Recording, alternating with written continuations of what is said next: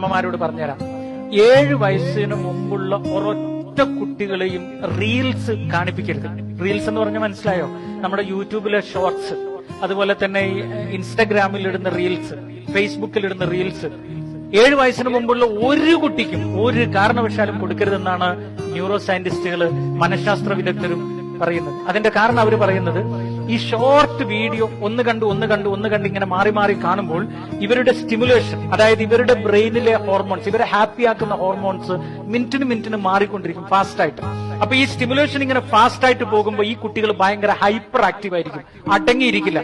അവിടെ ചാടി ഇവിടെ ചാടി, അത് മറിച്ചിട്ട് ഇത് മറിച്ചിട്ട്, മൊബൈൽ കയ്യിലില്ലെങ്കിൽ ഇവരൊരു പരാക്രമമായിരിക്കും.